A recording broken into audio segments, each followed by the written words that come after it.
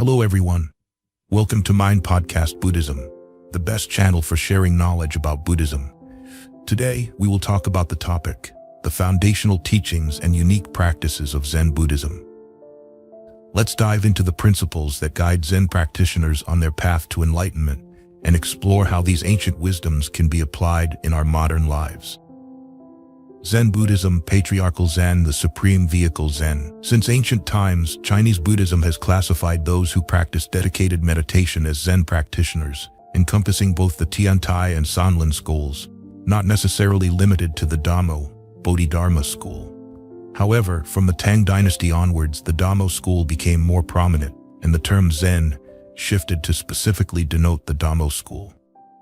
The history of Zen Buddhism has gone through two phases in its lineage transmission. 1. The initial phase, from Patriarch Mahakashyapa to Patriarch Bodhidharma, the 28th patriarch in the Indian Zen lineage.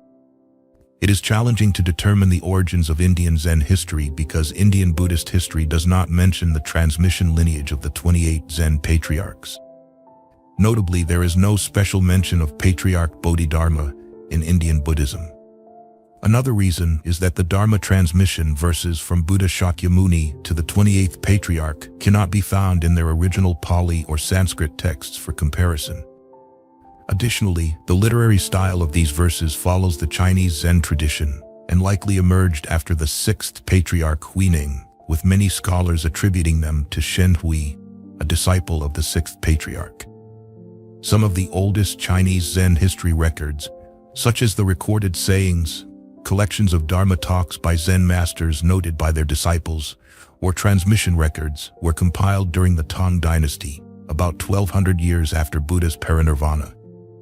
It was not until the Song dynasty, from the Jingde era, 1004, to the Jiatai era, 1204, around 1700 years after Buddha's parinirvana, that texts like the Jingde record of the transmission of the lamp by Dao Yuan and the expanded record of the transmission of the lamp by Li Shinshu were composed. These texts often borrowed real-life renowned Zen monks and added fictional elements to convey Zen teachings rather than accurately depicting historical events. For instance, when Buddha was about to enter nirvana, he passed on his robe and bowl to Mahakashyapa with the following Dharma transmission verse. All dharmas are originally no dharma. No dharma is also dharma. Now transmitting the no dharma is the dharma. The story of the Buddha holding a flower and smiling may be a legend, but its meaning is profound. The phrase, all dharmas are originally no dharma, means that all dharmas have their true nature, not merely conceptual forms. For example, in the world, there is only one form of physical matter, the four great elements, earth, water, wind, and fire. However, humans perceive this one form with a discriminating mind, seeing houses, cars, etc. Hence, we perceive dharmas based on our concepts rather than their true nature, which is as they truly are. Another example is when we see a flower, we think we are seeing a flower, but the name flower is given by us, and it is not inherently a flower.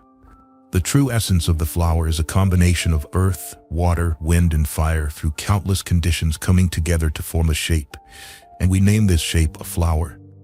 Thus, in the flower, there is water, but we do not see rain falling as flowers. The flower contains sunlight, but sunlight does not fall as flowers. The flower contains fertilizer, but there are no flowers in bags of fertilizer. Therefore, the true nature of the flower is emptiness, because the flower is a result of countless conditions and does not exist or sustain itself independently. Thus, Zen's view is that all phenomena in the world are inherently empty because they lack an inherent self, meaning they are non-self.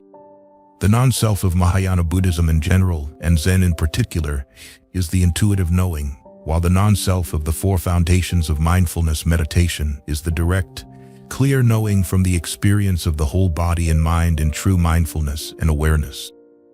The phrase now transmitting the no dharma is the dharma, illustrates the meaning of the Buddha holding a flower and smiling, because the flower in its true nature is, not is thought to be. This means seeing directly with the seeing nature, not through the discriminating thinking of consciousness. Transmitting the no dharma means transmitting the empty dharma. The empty Dharma means the Dharma that has never existed conceptually, because once a conceptual Dharma is formed, it becomes an existent Dharma. Therefore, Zen emphasizes true nature as the true intuitive knowing, free from conceptual interpretations, which in Theravada meditation is called seeing and knowing things as they truly are, in true mindfulness and awareness. The second phase, from Patriarch Bodhidharma to the sixth Patriarch Huineng. In Chinese Zen, the lineage from Patriarch Bodhidharma was passed down to Huike, then to Senkan, who transmitted it to Daoshin. Under Daoshin, two notable figures emerged, Hongren and Farong. From Farong came Jian, Huifang, and Fashi. Hongren transmitted it to Huineng. At this point, Chinese Zen Buddhism split into two branches. The Northern Zen, led by Hongren's most outstanding disciple Shenshu, which took Chang'an and Luoyang as its centers and flourished for about 100 years, and the Southern Zen, led by Huineng, who resided at Kaohsi in Guangdong province, thus forming the Southern School. The styles of the Northern and Southern schools differed, leading to the saying, Southern sudden enlightenment, Northern gradual enlightenment. Huineng had more than 40 disciples who taught the Dharma, the most famous being Nanyue Huairong, Qingyuan Xingxi, Nanyang Huizhong, Yongzhi Xuanzhui, and Heza Shenhui. Shenhui founded the Heza school, vigorously advocating the method of sudden enlightenment, emphasizing one thought not arising as the essence of sitting and clearly seeing one's true nature as the essence of Zen.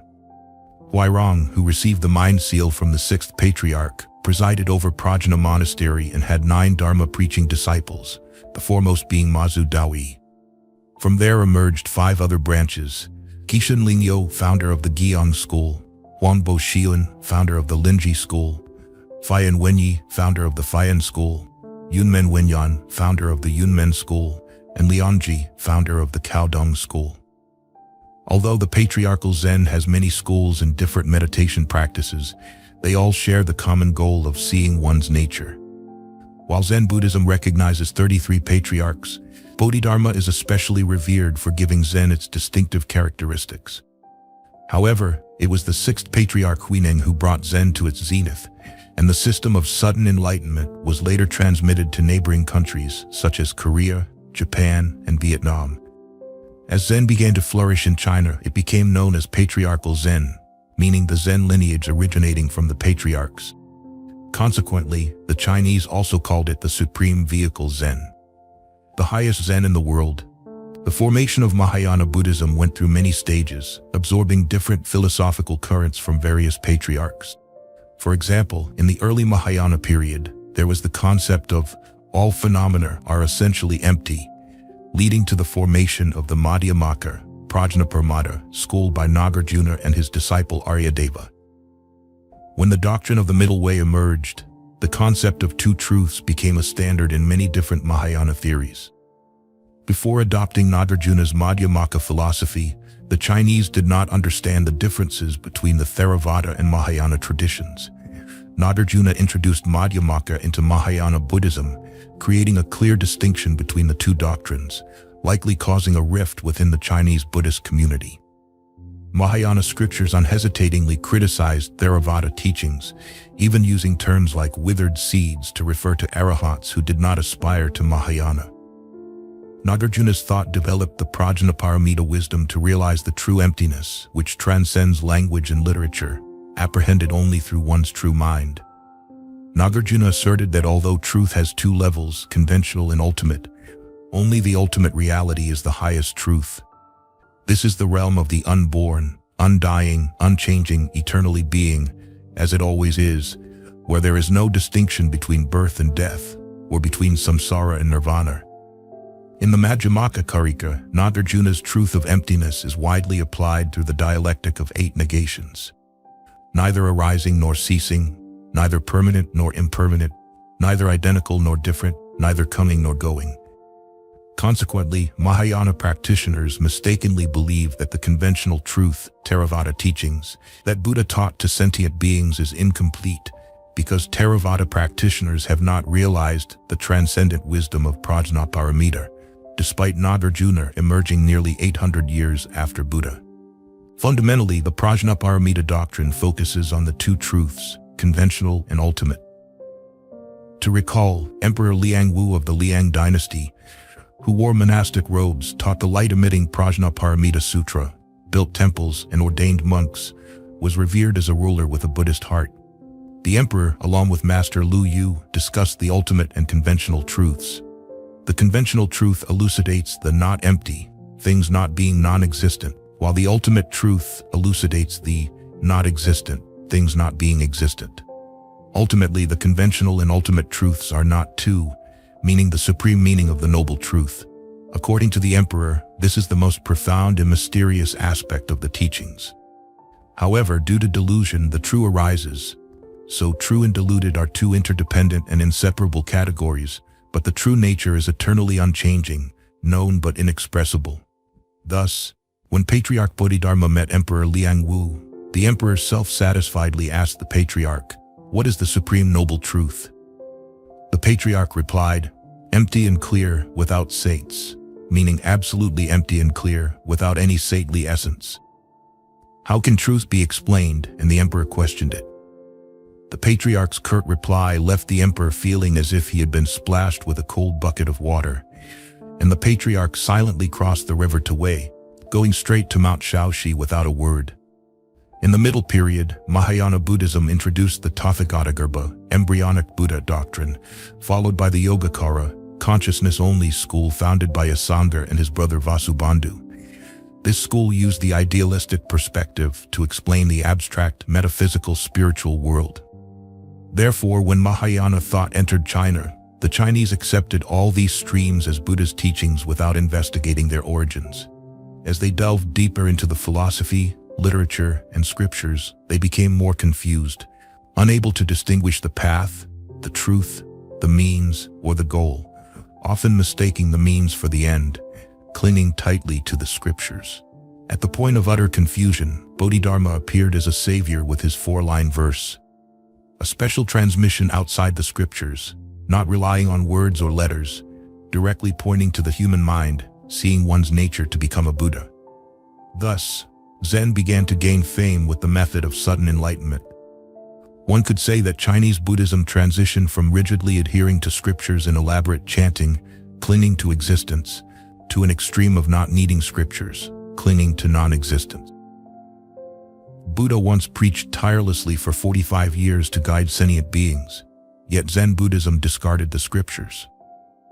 Another irony is that Buddha meditated for 49 days and nights to attain enlightenment and continued meditating daily and nightly after enlightenment. Yet the Zen patriarchs vehemently rejected seated meditation, advocating one thought not arising as the essence of sitting and clearly seeing one's true nature as the essence of Zen. Regarding seated meditation or samadhi, the sixth patriarch taught, for seated meditation, regarding external circumstances, if the mind does not arise, it is called sitting, Zuo. Internally, if one sees their true nature without moving, it is called Zen. Regarding samadhi, externally, if one leaves all forms, appearances, it is called Zen. Internally, if the mind does not become agitated, disturbed, it is called samadhi. Dao Yi, a monk who diligently practiced seated meditation daily, was asked by Huairong, "Why do you practice seated meditation?" Dao Yi replied, "I practice seated meditation to become a Buddha." Huairong picked up a brick and started polishing it on a stone in front of the hut. Dao Yi, puzzled, asked, "What are you polishing the brick for?" Huairong replied, "I am polishing it to make a mirror." How can polishing a brick make a mirror? Sitting in meditation also won't make you a Buddha. Then what is the correct way? If an ox pulls a cart and the cart doesn't move, do you whip the cart or the ox? Dao Yi was speechless. Huairong continued, "Are you practicing to sit Zen or to become a Buddha?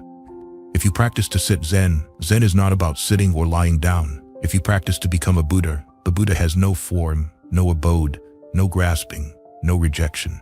If you sit to become a Buddha, you are killing the Buddha. If you cling to the form of sitting, you cannot attain it." Yet, Buddha attained enlightenment through seated meditation under the Bodhi tree, and before entering nirvana, he also entered various levels of samadhi from lower to higher and from higher to lower before passing away peacefully. The Blessed One entered the first jhana. After exiting the first jhana, he entered the second jhana. After exiting the second jhana, he entered the third jhana. After exiting the third jhana, he entered the fourth jhana. After exiting the fourth jhana, he entered the realm of infinite space. After exiting the realm of infinite space, he entered the realm of infinite consciousness. After exiting the realm of infinite consciousness, he entered the realm of nothingness. After exiting the realm of nothingness, he entered the realm of neither perception nor non-perception. After exiting the realm of neither perception nor non-perception, he entered the cessation of perception and feeling. At that time, Venerable Ananda said to Venerable Anuruddha, "Venerable Anuruddha, the Blessed One has passed away. Venerable Ananda, the Blessed One has not yet passed away. He has just entered the cessation of perception and feeling." Ananda did not know this because he had not yet attained the holy fruit. Then, after exiting the cessation of perception and feeling, he entered the realm of neither perception nor non-perception. After exiting the realm of neither perception nor non-perception, he entered the realm of nothingness. After exiting the realm of nothingness, he entered the realm of infinite consciousness. After exiting the realm of infinite consciousness, he entered the realm of infinite space. After exiting the realm of infinite space, he entered the fourth jhana. After exiting the fourth jhana, he entered the third jhana. After exiting the third jhana, he entered the second jhana. After exiting the second jhana, he entered the first jhana. After exiting the first jhana, he entered the second jhana. After exiting the second jhana, he entered the third jhana. After exiting the third jhana, he entered the fourth jhana. After exiting the fourth jhana, he immediately passed away. By deeply entering samadhi, wisdom arises, enabling practitioners to eliminate all defilements and escape the cycle of birth and death. Samadhi is energy and power, and wisdom is the catalyst to open the eye of the mind and realize the truth. Without wisdom, practitioners can only experience superficial, transient states that are of no benefit and can become obstacles if they cling to them. Thus, the practice of the sixth patriarch Huineng is summarized as: non-thought is the doctrine, formlessness is the essence, and non-abiding is the foundation. What is meant by non-thought as the doctrine? In the Platform Sutra, the sixth patriarch taught, "Good and wise friends, when the mind is not attached to any external circumstances, it is called non-thought. In the midst of thoughts, one is always free from thoughts, not arising thoughts based on circumstances. This is called non-thought. If one ceases all thinking, leading to the cessation of thoughts, one will perish and be reborn elsewhere, which is a great error. Practitioners of the way should examine this carefully. If one does not understand the meaning of the true Dharma, self-deception is bad enough, but encouraging others to follow is even worse, leading to slander of the Buddhist teachings. Therefore, non-thought is established as the doctrine." In this part, the sixth patriarch explains that non-thought means not generating thoughts about thoughts, and not letting the mind be stained by external circumstances. His intention is that when faced with worldly defilements, one should keep the mind from attachment, not giving rise to thoughts of greed, anger, or delusion, seeing all things as they are without seeing them. The same applies to hearing, tasting, smelling, and knowing. Hence, the non-thought the sixth patriarch refers to is indeed right mindfulness. Good and wise friends, what is meant by non and thought? Non refers to non-dualistic views, opposing concepts, non-attachment to all defiling thoughts. Thought refers to contemplating the true nature. True nature is the essence of thought, and thought is the function of true nature. True nature, being inherent, generates thoughts not from the senses but from its own nature. True nature has inherent nature, so it generates thoughts. If true nature had no inherent nature, the senses and forms would cease to exist. Good and wise friends, true nature inherently generates thoughts. Though the six senses perceive, they are not stained by myriad circumstances, and the true nature remains unbound, hence the saying, skillfully distinguishing the characteristics of phenomena, while in the ultimate meaning, one remains unmoved. This passage returns to the true suchness nature. Mahayana Buddhism views all dharmas as comprising substance, form, and function. Substance is also known as essence, the true nature. Form is the outer appearance, and function is its use. For example, the calm water deep in the ocean is the pure essence of water. The form is seawater, and the function is the rolling waves. Although people differentiate between substance, form, and function, In reality, they are one and the same, inseparable. This means there can be no waves without water, and the stillness deep in the ocean cannot exist without water. The sixth patriarch equates substance and form as one. Thus, he only mentions substance and function. He compares substance to a lamp and function to the light of the lamp because phenomena and essence are one, as stated in the Heart Sutra. Form is emptiness, emptiness is form. Here, phenomena refer to function, while essence refers to substance. What does formlessness as the essence mean? The sixth patriarch further explains, good and wise friends, separating from all forms is called formlessness. Separation from forms makes the essence of the Dharma pure, thus formlessness is taken as the essence. The phenomenal world is the material world, tangible and with form, but here the sixth patriarch teaches that if we do not cling to these forms, we will truly live with our inherently pure essence. What does non-abiding as the foundation mean? The sixth patriarch teaches, non-abiding is the nature of human beings in relation to all things, good or bad, friend or foe, even when slandered or belittled. All should be considered as nothing, not thinking of revenge, with each thought not concerning external circumstances. If previous, current, and future thoughts continually cling to circumstances, it is called bondage. Conversely, regarding all dharmas, if each thought does not abide, it is called non-bondage. Thus, non-abiding is taken as the foundation. Non-abiding means the mind does not cling to anything. That is, the six senses do not cling to the six objects. This is to view all dharmas as impermanent and non-self from the perspective of right view and right thought. As the Diamond Sutra says, one should produce a mind that does not abide in anything, meaning if the mind abides, it can never see the truth. Therefore, the entire practice of the sixth patriarch Huineng is based on right mindfulness, right view, and right thought. However, he did not practice seated meditation or enter the states of meditation. Thus, he did not practice concentration and insight meditation. Buddha and his great disciples clearly demonstrated that one must deeply enter the states of meditation and attain the cessation of perception and feeling to eliminate all defilements, attain the three knowledges, become an arahant, and transcend birth and death. Thus, no one in human history has become an arahant or Buddha without following Buddha's exact method. In the Platform Sutra, there is a story where Huiming chased after the sixth patriarch to reclaim the robe and bowl. When Huiming arrived to seize the robe and bowl but could not move them from the rock, he was frightened. At that moment, the sixth patriarch said to him, "Calm your mind and listen to the Dharma. Do not give rise to a single thought." Then the sixth patriarch continued, "Do not think of good, do not think of evil." Here, the sixth patriarch directly pointed to the human mind, meaning he pointed directly to Huiming's mind. Then the sixth patriarch continued, "What is the original face of Venerable Ming?" At this point, the sixth patriarch directly pointed to the true mind because he was speaking directly about the pure Buddha nature of Venerable Ming. Thus, depending on the expedient means and capacities of sentient beings, Zen masters use either directly pointing to the human mind or directly pointing to the true mind. Why did the patriarch say, not establishing words? It means not being dependent on the words of the scriptures. Yet he brought the Lankavatara Sutra with him to China to pass on to his disciples. The patriarch's intention was to break the mistaken belief that understanding the scriptures equates to enlightenment, which is like mistaking the finger pointing at the moon for the moon itself. Transmitting outside the teachings is to enlighten people that the moon is not the finger. This is the Mahayana view, that scriptures are just a raft. As long as people cling to the raft, they will never reach the other shore, which is enlightenment.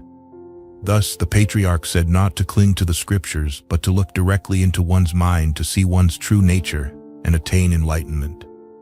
Without turning inward, one cannot distinguish delusion from the true mind.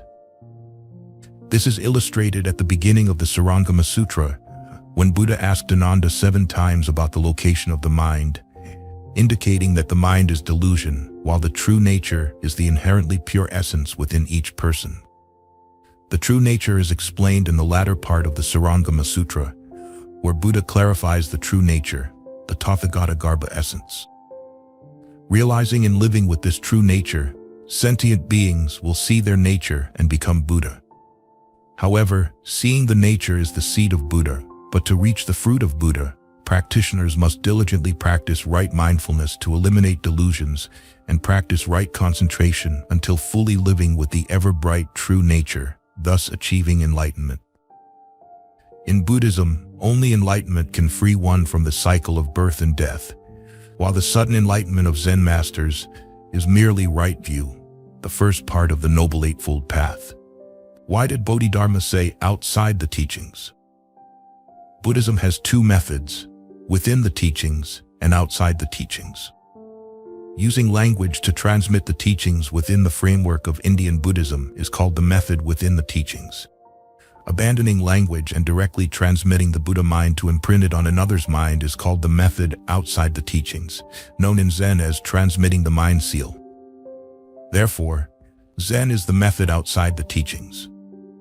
After the encounter with Emperor Wu of Liang, who the Patriarch hoped would help spread Buddhism in China, but seeing that the emperor's capacity was limited and his faith was superficial, Bodhidharma left for Shaolin Monastery in Zhongshan, where he meditated facing a wall for 9 years before passing the seal to the second Patriarch of Zen in China, Huike. Huike passed it to the third Patriarch Senkan, who passed it to the fourth Patriarch Daoshin, and then to the fifth Patriarch Hongren, who finally transmitted it to the sixth Patriarch Huineng. Since Patriarchal Zen does not rely on language but directly points to the mind, using the mind seal to teach disciples, over time, methods like hitting, shouting, or other expedient means have been lost. Today, Zen practitioners seeking to study koans, huadu, or find someone to hit or shout at them for enlightenment is nearly non-existent. Koans, huadu, hitting, and shouting are skillful means Zen masters use depending on the person, applying the right medicine for the right ailment. Therefore, there are many stories about Zen masters' enlightenment, with no two stories alike. Once Patriarch Linji said, "The one without rank lives right before your eyes, going in and out of the face gates. Whoever hasn't seen this, discover it now." A monk asked, "Who is the one without rank?" Linji stepped down, grabbed the monk by the collar, and shouted, "Speak, speak." The monk stood there, dumbfounded, so Linji slapped him, saying, "The one without rank is useless." Thus, no method, however mystical, can be applied to everyone. The patriarchs did not leave any specific method of practice because it would contradict not establishing words. Therefore, Zen gradually disappeared over time along with the patriarchs. Let's consider the enlightenment story of Master Deshin as an example. Master Deshin, who was well versed in the scriptures, heard that the southern Zen was flourishing, so he indignantly said, "For countless eons, monks have cultivated the dignified conduct of the Buddha without becoming Buddha. How dare these demons in the south claim directly pointing to the mind, seeing one's nature to become Buddha? I must uproot them and repay Buddha's kindness." He packed his belongings and set off, carrying the Qinglong commentary. On his way, he met an old woman selling cakes and asked her for some cakes as alms. Before giving him the cakes, the old woman asked, "What sutra do you usually lecture on?" "The Diamond Sutra." The old woman said, "I will ask you one question. If you can answer it, I will offer you the cakes. If you cannot, please go elsewhere." Deshin agreed. The old woman asked, "The Diamond Sutra says, past mind is unobtainable, present mind is unobtainable, future mind is unobtainable. So which mind are you using to take the cakes?" Deshin could not answer, so he continued on his journey to Longtan. Upon arriving at Longtan, Deshin said, "I have long heard of Longtan, but arriving here I see neither a pond nor a dragon." Longtan replied, "You are close to the pond." Deshin could not respond and stayed there. One night as Deshin was attending to Longtan said, "It is late. Why don't you retire?" Deshin bowed and went out but returned saying, "It is pitch dark outside." Longtan lit a candle and handed it to Deshin. As Deshin was about to take it, Longtan blew it out. At that moment, Deshin was greatly enlightened and bowed in reverence. Longtan asked, "What have you seen?" Deshin replied, "From now on I will have no more doubts about sudden enlightenment." So what did Master Deshin realize? The master said, "It is dark outside," implying that his mind was clouded, not knowing how to realize his true nature. When the master lamented the darkness, Sun Tsin gave him a lamp, But why did Sun Tzu blow it out as soon as the master held it? When the mind is dark, even a lamp cannot illuminate it. Thus, Sun Tzu blew out the lamp to remind the master that the light, representing wisdom, must arise from within oneself and cannot be given by others. Understanding this, the master became greatly enlightened. Hence, this great enlightenment is only the initial insight or hearing, the first step in the process of hearing, thinking, and practicing, the seed of Buddha. Only when one eradicates the roots of greed, anger, and delusion will one achieve complete enlightenment and attain Buddhahood. Today, Zen practitioners often memorize the verses and poems of the patriarchs, which is like chewing the leftovers of others without any result.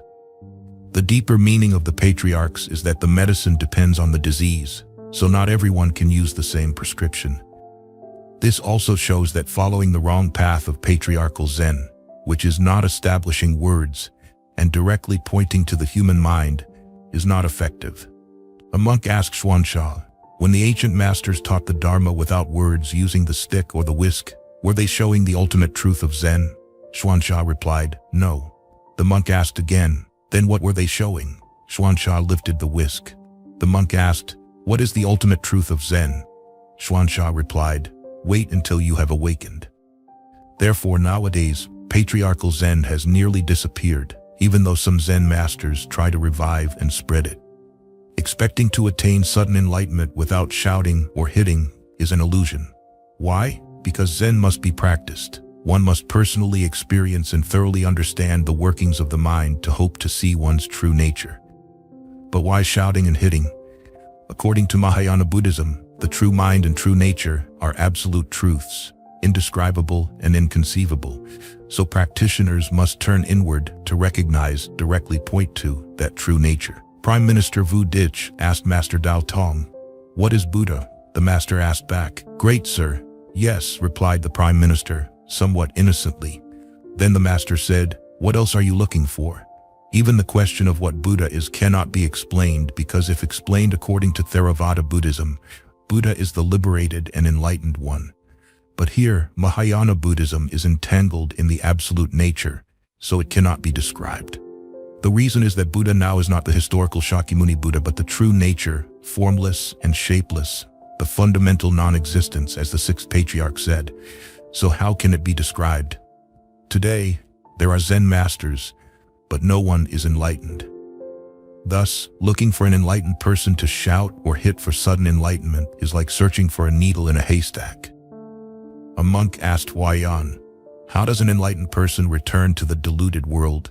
The master replied, a broken mirror does not reflect, fallen flowers do not return to the branch. Thus, if one is not enlightened and does not know the path of sudden enlightenment, even if one hits a disciple until their head is bruised, they will not achieve sudden enlightenment. Therefore, enlightenment or realization, which is seeing one's nature according to Zen, is only the first step in the process of Buddhist practice. Hence, the Lotus Sutra confirms that opening, showing, awakening, and entering the Buddha's knowledge and vision means after awakening, one must diligently continue practicing until entering, meaning one must practice to truly realize. Therefore, sudden enlightenment or seeing one's nature is very difficult, but it is only right view in the Noble Eightfold Path. To deeply enter means to practice right mindfulness and right concentration until complete realization, achieving liberation from birth and death. So where does Zen originate from? Zen was founded and transmitted by the patriarchs. Hence it is called Patriarchal Zen or the Supreme Vehicle Zen, which means sudden enlightenment. The method of building Zen by the patriarchs was based on the thoughts and lifestyles of the Chinese people. The term sudden enlightenment makes people misunderstand that practicing this Zen method will quickly lead to enlightenment because it is said practice for one lifetime, enlighten in a moment, or practice for 10,000 lifetimes, enlighten in a moment. In contrast, the four foundations of mindfulness meditation was founded by Shakyamuni Buddha over 2,500 years ago, so it is called Tathagata Zen, the oldest meditation school in Buddhism. This practice focuses on body, feelings, mind, and dharmas for contemplation. Practitioners recognize all sensations and movements in the body and mind, maintaining balanced awareness to eradicate greed, anger, and delusion, attaining liberation and enlightenment. The Four Foundations of Mindfulness is a meditation practice that Buddha practiced to become enlightened, and all his disciples followed it to attain arahantship, the fruit of non-birth. This meditation has been transmitted to many neighboring countries through the ups and downs of Buddhism in India, with Myanmar being the country that has preserved this practice most meticulously through successive generations of meditation masters. In the Satipatthana Sutta, Buddha taught, "Monks, this is the only way for the purification of beings, for the overcoming of sorrow and lamentation, for the ending of pain and grief, for the attainment of the true way, for the realization of nibbana, that is the Four Foundations of Mindfulness." Thus, the Four Foundations of Mindfulness meditation is a method of practice that helps practitioners attain liberation in this very life. This method was practiced by Buddha and all his disciples, leading to liberation and enlightenment. Therefore, anyone who does not practice according to the Four Foundations of Mindfulness is not following the path of liberation that Buddha taught. Today, whether practicing Mahayana or Theravada Buddhism, if one does not practice the Four Foundations of Mindfulness, they lose the foundation for progressing towards the liberation and enlightenment of Buddha. For Mahayana Buddhism, the Lotus Sutra is the king of sutras, and the Prajnaparamita is the wisdom of the Buddhas of the three times. Even the Avatamsaka and the Mahaparinirvana Sutras are extensions of the Four Foundations of Mindfulness Sutra. It can be said that all the profound Mahayana scriptures we have today are like branches, leaves, and flowers, while the trunk is the Four Foundations of Mindfulness Sutra. Mahayana scriptures are like branches and flowers on a tree, but the most important part, often overlooked, is the trunk, the life force of the tree. Over time, people have considered Mahayana scriptures as superior, but they forget that the beautiful flowers on the branches and green leaves are all nurtured by the trunk. Therefore, the Four Foundations of Mindfulness Sutra is the trunk, often forgotten while people admire the beauty of the branches and flowers. That is why today, Mahayana practitioners only know the branches, leaves, and flowers but forget the trunk, the main part, the life force of the tree. In other words, today, people think that Mahayana scriptures are superior and wonderful, so few pay attention to and practice the Four Foundations of Mindfulness anymore. However, if practitioners truly want to follow Buddha's path to liberation and enlightenment without concerning themselves with abstract metaphysical philosophies, the Four Foundations of Mindfulness is the only path to fulfill their vow. Although the Four Foundations of Mindfulness meditation is the only way leading practitioners to liberation and enlightenment, after Buddha's parinirvana, this meditation practice gradually became forgotten. As a result, over time there were almost no enlightened individuals, not sudden enlightenment, but complete enlightenment. Since the emergence of Zen in China, Vietnam, and Japan, the Four Foundations of Mindfulness meditation has been further neglected. However, today, Buddhist disciples have many means to research and trace the original teachings, so this meditation practice is beginning to flourish again and is no longer unfamiliar to Vietnamese Buddhists. In reality, patriarchal Zen is nothing new because the patriarchs only transformed and applied Tathagata Zen, that is, the Four Foundations of Mindfulness meditation, from a different perspective. Otherwise, patriarchal Zen would be an external path. But if not practiced correctly and only modified, it is still an external path, not the pure Zen established by Buddha. This involves contemplating the activities of the Four Foundations, contemplation of body, feelings, mind, and dharmas. For example, Zen masters often say that cooking rice and carrying firewood are Zen, meaning that in every movement of the body, such as walking, standing, lying, and sitting, one maintains mindfulness, not letting the mind follow delusions, which is contemplating dharmas. Zen masters hitting and shouting at their disciples to wake them up and turn inward is contemplating feelings. When Bodhidharma told Huike to bring out his mind so he could pacify it, Huike then returned to search for his mind, which is contemplating the mind. Hearing the sound of water flowing, seeing flowers blooming, and recognizing one's true nature is contemplating dharmas. Although Zen masters say, when hungry, eat, when tired, sleep. For them, eating when hungry and sleeping when tired without calculation or demand means not following delusions, which is contemplating the body. Zen masters practicing eating when hungry, sleeping when tired, seem very free, but in reality they are still enslaved by the ego, as they must satisfy the body's desires. If the body demands food, it must be fed. If the body wants to sleep, it must be allowed to sleep. In the past, Buddha ate only one meal a day, not eating whenever hungry. Eating in such a way breaks the precepts. True peace and freedom are achieved only when practitioners completely master their body and mind. The story of eating when hungry, sleeping when tired, is based on the discussion of the layman Panyun's family in China. In a discussion about the process of practice and realization of the Dharma between him, his wife, and their daughter, he said, "Hard, hard, hard. It's like trying to spread 10 bushels of sesame seeds evenly over a tree." Hearing her husband lament the difficulty, his wife responded, "Easy, easy, easy. The patriarch's meaning is in the tips of 100 blades of grass. Everything is prajna, green bamboo, yellow flowers." She meant that everything seen by our eyes is the patriarch's meaning, and everything grasped by our hands is the wondrous Dharma.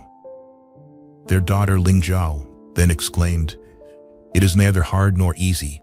When hungry, eat. When tired, sleep." Ultimately, patriarchal Zen only applies a few specific aspects of the 4 foundations of mindfulness to help practitioners achieve sudden enlightenment. However, this sudden enlightenment is not thorough because in the past, Buddha and his disciples practiced knowing or wisdom of everything, from contemplating feelings, the body, dharmas, to the mind, to thoroughly and clearly understand each moment's activities of the whole body, not just knowing the mind or dharmas alone.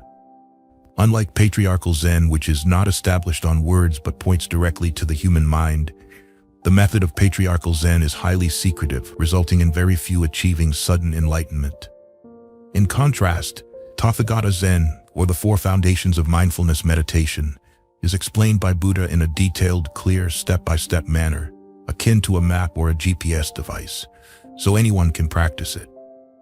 Therefore, during Buddha's time, thousands and tens of thousands of people attained enlightenment through this meditation method silently and calmly, without any need for shouting, hitting, or head-breaking.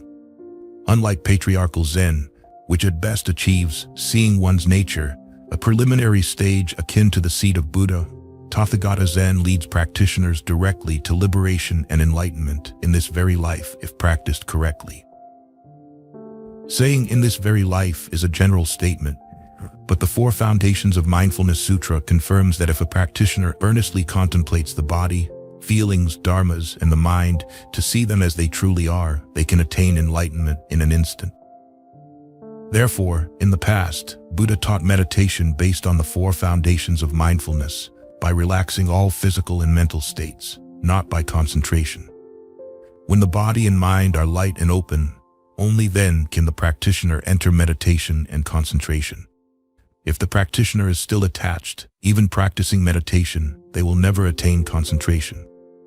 When the body is open, the body and space will no longer be 2 separate entities, but will become one. At that point, breathing will become very long, and the practitioner will feel as if there is no place for the breath to go in and out, with the breath becoming as thin as a thread. At this moment, the mind starts to cease its fluctuations. The heartbeat will slow down because slow breathing results in a slower heartbeat. At this point, the practitioner begins to enter concentration, and the whole body becomes completely open. Thus, contemplation is not concentration to shine back on the body, but is now understood as the reflection of a mirror. It is pure, clear, light, and effortless reflection, not concentration. In the 4 Foundations of Mindfulness Sutra, Buddha clearly teaches that when we breathe in, we should know we are breathing in, and when we breathe out, we should know we are breathing out. Zen leans towards theory, talk, although the patriarchs say, not established on words, whereas the 4 Foundations of Mindfulness meditation does not involve high theories, but yields transcendental results because it leans towards practice. Only through practice can there be true realization to escape birth and death. Buddha did not want sentient beings to become patriarchs. Seeing one's nature does not escape birth and death because it has not eradicated delusion, meaning it still has defilements. Therefore, the 4 Foundations of Mindfulness is affirmed by Buddha as the only path to liberation and enlightenment. The ultimate goal of 4 Foundations of Mindfulness meditation is to gradually lead practitioners into the stages of wisdom meditation, ultimately illuminating the realization that this body is not me nor mine. Feelings of pleasure and pain have nothing to do with me. The mind observing these is not my soul. And all objects of the mind, such as consciousness and mental formations, are not mine. Thus, when one truly and clearly realizes that there is no I or mine within oneself, the practitioner will discover the unique and wonderful truth, the essence of Buddhism, which Buddha himself realized under the Bodhi tree, the truth of non-self. Hence, the 4 Foundations of Mindfulness meditation leads practitioners to true knowledge, wisdom, by contemplating the body in the body, feelings in feelings, the mind in the mind, and dharmas in dharmas, to see the body, feelings, mind, and dharmas as they truly are. If practitioners diligently practice this day and night without attachment to greed, anger, or delusion, they will have a truly peaceful, joyful, and liberated mind. At this point, the practitioner thoroughly comprehends the true nature of all phenomena, fully understanding the true nature of the 5 aggregates, and no longer clings to or attaches to anything in the world. In the past, Buddha did not focus on theoretical discourse, did not chase after consciousness, and did not need to discuss metaphysical topics. His aspiration was to find the path to liberation. Thus, all of Buddha's teachings described simple, easy-to-understand methods that go straight to the point to help his disciples practice and realize. The essence of Buddha's teachings is the 4 Noble Truths, with the Noble Eightfold Path being the 8 branches that lead practitioners from the ordinary to the noble, with the 4 Foundations of Mindfulness being the 7th branch, right mindfulness. People usually perceive phenomena through conceptual knowledge or consciousness, meaning through memory or learned knowledge, mostly borrowed from outside sources, seeing only conceptual meaning or names, which are often illusions, not reality. However, the object of wisdom meditation in the form of insight and mindfulness is the true nature of phenomena. Therefore, no practitioner in this world from the time Buddha attained enlightenment until now, wanting to reach the ultimate goal of liberation and enlightenment, has done so without practicing the 4 Foundations of Mindfulness meditation. In summary, the Chinese believed that the meditation discovered by Buddha was still inferior, so they introduced a new school of meditation called Zen, or the Supreme Vehicle Zen. Instead of following Buddha's path of liberation based on the process of morality, concentration, wisdom to attain liberation, they relied on koans and huatou practiced by schools like Yunmen, Guiyang, Linji, and Chaodong. The patriarchs presented koans for Zen students to think about and solve for enlightenment. If they knew little, they had small enlightenment. If they understood more, they had great enlightenment. The significant difference here is that Buddha wanted sentient beings to gradually eliminate greed, anger, and delusion, so the mind could be peaceful and enter concentration. In contrast, Zen presents subjects to think about, leading to intense mental effort, but without reducing greed, anger, and delusion. What is the use of enlightenment? Since the inception of Buddhism until now, no one in the world has dared to claim that their meditation or liberation ability is higher than Buddha's. Yet, the Chinese dare to assert that their Zen or Zen Buddhism is superior to the meditation discovered by Buddha, calling it the Supreme Vehicle Zen. Since Bodhidharma entered China, has anyone become a Buddha through this Supreme Zen method? Instead of teaching students to live within the framework of humanistic ethics, gradually eliminating greed, anger, and delusion, Zen students must mentally exhaust themselves with koans. What good is great enlightenment? Does it reduce greed, anger, and delusion? Does it teach living a virtuous life? Or do they continue to compete like the Chinese patriarchs? Buddha's meditation relaxes the mind and gradually leads it to peace and concentration for happiness. Conversely, patriarchal Zen suppresses the mind, making meditation increasingly uncomfortable and restricting. That is why in the past, the 6th patriarch and his disciples did not practice seated meditation, and he did not allow his disciples to practice it. In a narrow sense, Zen Buddhism neither has nor accepts any doctrine, as any expression in the form of words can become an obstacle for practitioners. However, from a broader perspective, this view of not establishing words, can be seen as a distinctive doctrine of Zen itself. Understood this way, the doctrine of Zen Buddhism is to use all teachings merely as tools to aid in practice to achieve enlightenment, while practitioners must remember not to be attached to these tools. When Bodhidharma crossed the sea to China to establish Zen Buddhism, he brought the Lankavatara Sutra with him and later passed it on to the second patriarch, Huiki. The sixth patriarch, Huineng, attained enlightenment upon hearing the Diamond Sutra. Therefore, Zen Buddhism often refers to these two sutras as the foundation of Zen teachings. Based on these foundational teachings, combined with the enlightenment experiences of the patriarchs, many texts have been written and circulated within the Zen tradition to help students understand the principles and methods of practice. Among these, two texts are considered the most important. The first is the record of the transmission of the lamp, which records the teachings of Bodhidharma. The second is the Platform Sutra of the sixth patriarch, which records the teachings of Huineng. Additionally, there are many collections of sayings, such as the Blue Cliff Record and the Gateless Gate, which record the verses and commentaries of Zen masters and are often seen as crucial hints for practitioners, aiding them in reaching enlightenment more easily. However, the most important doctrine of Zen remains the focus on self-cultivation and self-realization, without accepting any guidance or instruction from others, even if they are teachers. All teachings can only be seen as suggestions, and the practice to achieve enlightenment must be found and practiced by each individual themselves. Thank you for listening. If you found this video helpful, please share it with those who might benefit from it. Don't forget to leave your thoughts in the comment section below, hit the like button, follow, and turn on the notification bell. This is how you can show your support for me. Once again, thank you very much, and see you in the next videos.